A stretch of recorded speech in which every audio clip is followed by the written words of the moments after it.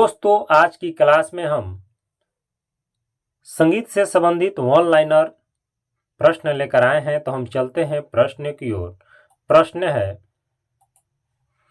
कि संगीतांजलि ग्रंथमाला के लेखक हैं। संगीतांजलि ग्रंथमाला के लेखक हैं तो कौन है? पंडित ओंकारनाथ ठाकुर। पंडित ओंकारनाथ ठाकुर।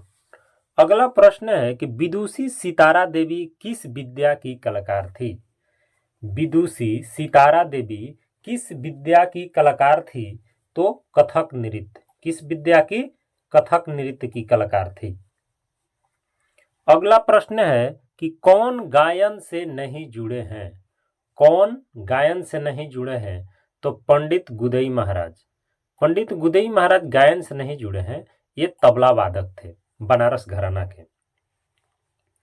अगला प्रश्न है कि भाव रंग लहरी के लेखक का नाम बताएं। तो भाव रंग लहरी लेखक का नाम है पंडित बलवंत राय भट्ट। क्या नाम है? पंडित बलवंत राय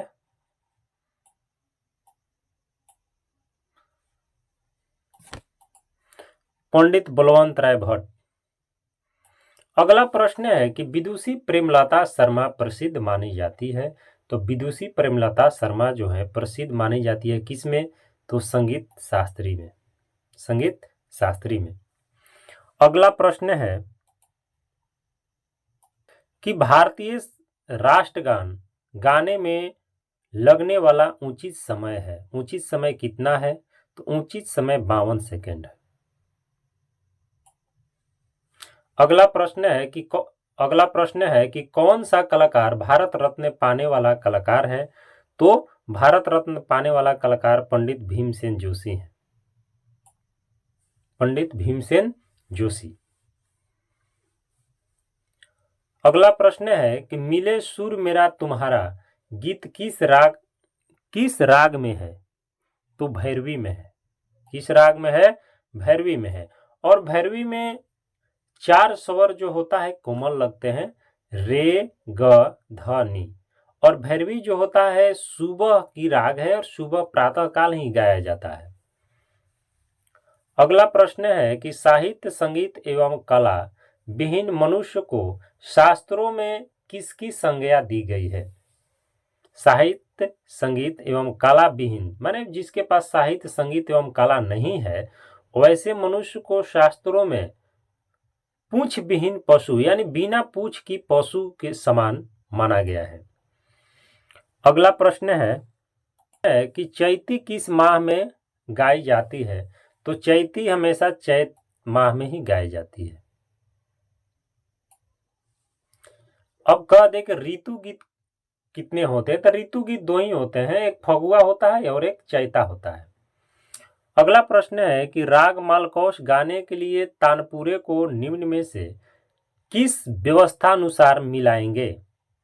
तो हम मंद्र म सा से मिलाएंगे।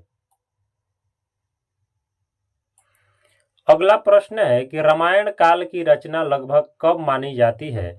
तो रामायण काल की रचना 600 से 300 ईसा पूर्व की मानी जाती है। 600 से 300 ईसा पूर्व।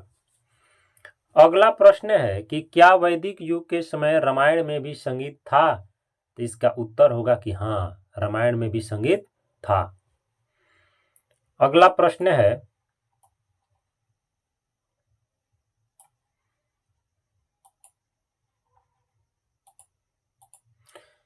कि ऊह गान क्या है? आखिर ऊह गान हम किसे कहते हैं? तो ऊह गान एक यज्ञ गीत है। क्या है? यज्ञ गीत को ही हम क्या कहते हैं? ऊह गान कहते हैं। और अरंगे गान क्या है? अरंगे गान क्या है?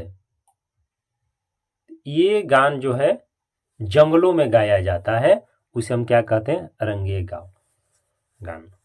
तो दोस्तों आज की क्लास हम इतना ही प्रश्नों से समाप्त करते हैं। आगे आप मेरे चैनल पर लगातार बने रहिएगा। अगर मेरा वीडियो आप लोगों को पसंद आएगा तो मेरे चैनल को लाइक, शेयर और सब्सक्राइब करना बिल्कुल ना भूलिएगा। धन्यवाद।